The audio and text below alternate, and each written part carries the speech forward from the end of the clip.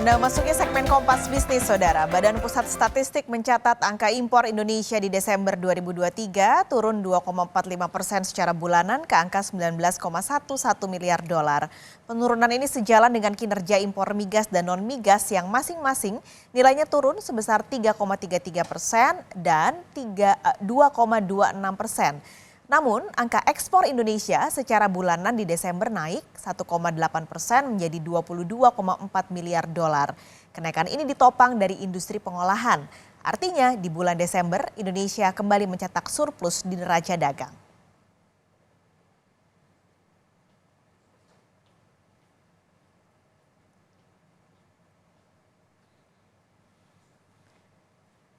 Kalau Desember kemarin surplus, artinya saudara, neraca dagang Indonesia ini sudah surplus selama 43 bulan terakhir, tapi sebenarnya trennya turun. Kita lihat datanya, dalam 3 tahun terakhir, sejak 2021 ini sempat naik sangat tinggi ke 54,46 miliar dolar di 2022, tapi ketika di 2023 ini turun saudara menjadi 36,93 miliar dolar. Artinya sepanjang atau jika dibandingkan secara tahunan dari 2023 ke 2022, turunnya cukup dalam mencapai 33,46%. Yang juga turun di tahun 2023 adalah ekspor. Jadi ekspor ini turunnya juga cukup dalam 11,33% ke angka 258,82. Lalu juga yang terbesar penurunannya adalah ekspor non-migas. Ini hampir 12%. Ekspor migasnya turun 0,47%. Kalau bicara ekspor non-migas, yang turunnya paling banyak adalah industri pengolahan, saudara. Karena ini efeknya cukup dalam mengingat industri pengolahan kontribusinya ke ekspor non-migas ini 77%. Jadi ketika dia melambat pasti dampaknya akan sangat besar. Nggak hanya itu, yang juga turun adalah ekspor pertambangan. Ini mencapai 20,68%. Turunnya selain karena permintaan dari negara ekspor melambat, tapi juga karena harga-harga komoditas yang turun. Nah, lalu untuk 2023 siapa negara tujuan ekspor Indonesia? Kita ambil 5 besar negara tujuan ekspor Indonesia, saudara. Yang pertama ada Tiongkok dengan angka 64,9 miliar dolar, lalu ada Amerika Serikat, Jepang disusul dengan India nomor 4, dan yang paling buncit atau nomor 5 terbesar ini menyisip ada negara tetangga di Asia Tenggara yaitu Filipina dengan angka 11 miliar dolar. Ini adalah negara-negara tujuan ekspor Indonesia yang 3 besar masih terus dipegang Tiongkok, Amerika Serikat, dan Jepang dalam beberapa tahun terakhir. Kalau melihat 3 negara ini, ada Tiongkok, ada Amerika Serikat, dan juga ada Jepang, apa sih barang-barang yang diekspor dari Indonesia ke 3 negara ini? Kita lihat ya saudara ya, ini kami ambil dari Badan Pusat Statistik datanya saudara. Untuk 3 negara tujuan terbesar ini kita akan berikan kepada Anda datanya saudara. Untuk Tiongkok, paling banyak adalah ferronikel disusul dengan batu bara, coklat, dan batu bara biasa. Lalu ada Amerika Serikat, ada ban, ada mesin, dan ada refined palm oil. Ini berarti dari industri pengolahan. Kalau dari Tiongkok kebanyakan adalah dari industri pertambangan. Dan yang terakhir Jepang, ini banyak mengekspor batu bara, biji tembaga, dan juga nikel. Lagi-lagi industri pertambangan.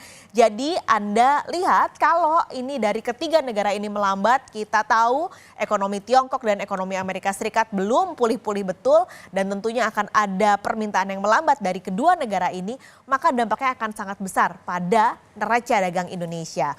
Nah, 3 negara tujuan ekspor terbesar ini dominannya adalah mengekspor barang-barang tambang. Kalau melihat neraca dagang Indonesia yang salah satunya harganya lagi anjlok adalah nikel, saudara. Secara bulanan ekspor nikel ini turun 4% kalau kami ambil data terkini di awal Januari. Selain karena harga turun, permintaan negara-negara ini juga melambat. Jadi nilai ekspor nikel Desember 2023 adalah sebesar 521,8 juta US dollar. Ini mengalami penurunan sebesar 4,09% secara month-to-month. Ya.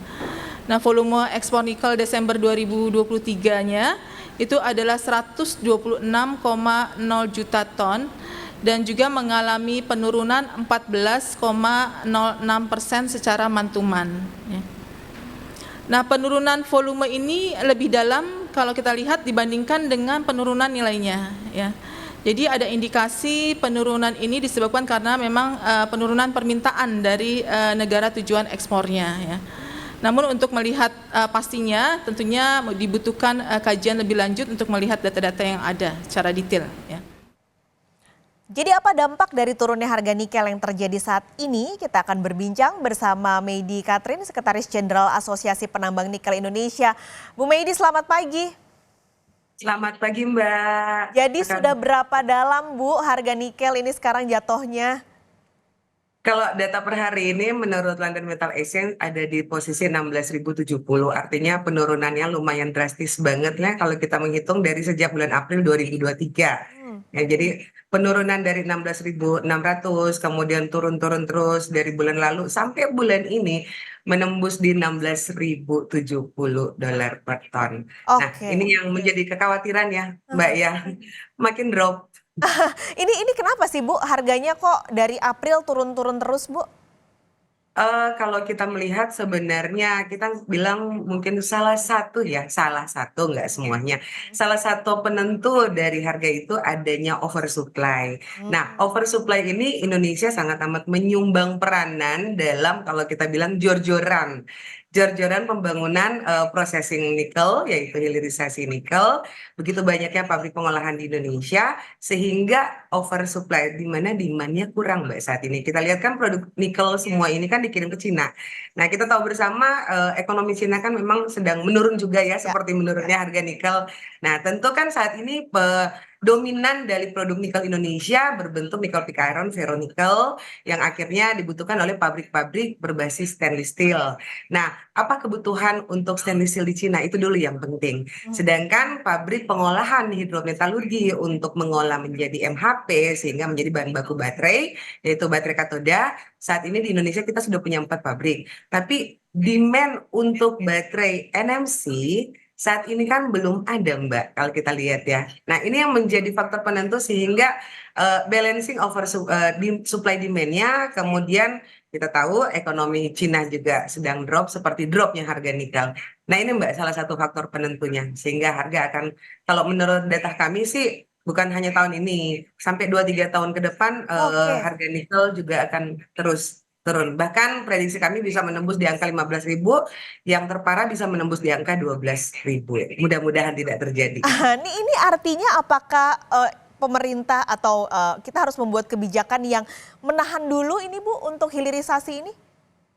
Kalau saya sampaikan sih sebenarnya bangga ya Mbak Paskalis bahwa kita nih over sukses ya. Kita over sukses nih downstream atau hilirisasi nikel dari target di 2017 itu saya rasa sudah melebihi kapasitas. Dari kami sendiri, para pelaku penambang nikel Indonesia, kekhawatiran kami bukan masalah oversupply nikel dunianya, tapi adalah kekurangan cadangan nanti. Kami takut cadangan nikel kita ini akan berkurang jika pabrik-pabrik pengolahan nikel ini jor-joran, Mbak. Kami berharap sih pemerintah segera mengatur balancing di lokal dulu, di perdagangan di lokal dulu. Dari raw material biji nikel ke pengolahan pabrik nikel itu sendiri. Harus diatur dulu berapa sih cadangan kita untuk bahan baku biji nikel, kemudian nanti dihitung berapa sih nanti target pembangunan pengolahan nikel ini. Jadi jangan jor-joran, takut cadangan nggak cukup, ujungnya juga takut malah merusak harga market internasional. Dan akhirnya nanti smelter-smelternya malah nggak berfungsi ya Bu kalau kita udah nggak punya nikel.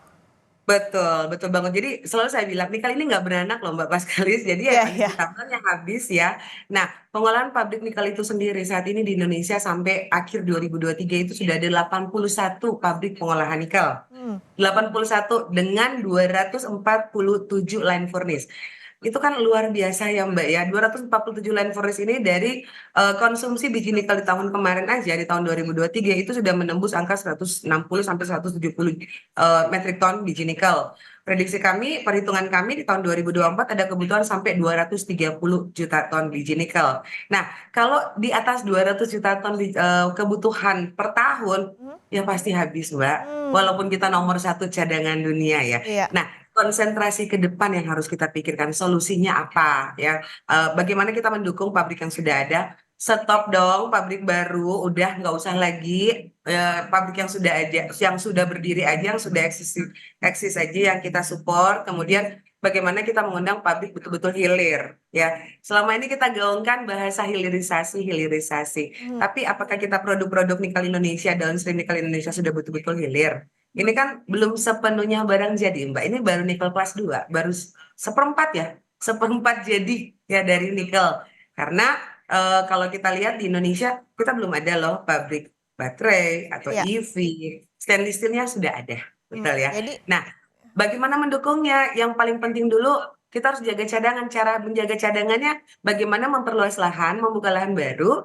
Yang kedua adalah bagaimana kita membuat cut off dulu, Mbak. Cut off dari konsumsi biji nikel itu sendiri. Ya, jangan jor-joran semua smelter minta yang biji nikel kadar tinggi semua. Kadar tinggi seberapa banyak sih dibanding yang kadar biji nikel kadar rendah? Ini yang harus dihitung dulu. Jadi kita ambil quantity, jangan semua mau ngambil yang kadar tinggi semua habis. Yang kedua, kita juga concern. Pabrik semakin banyak, Bu, ya concern juga masalah kerusakan lingkungan.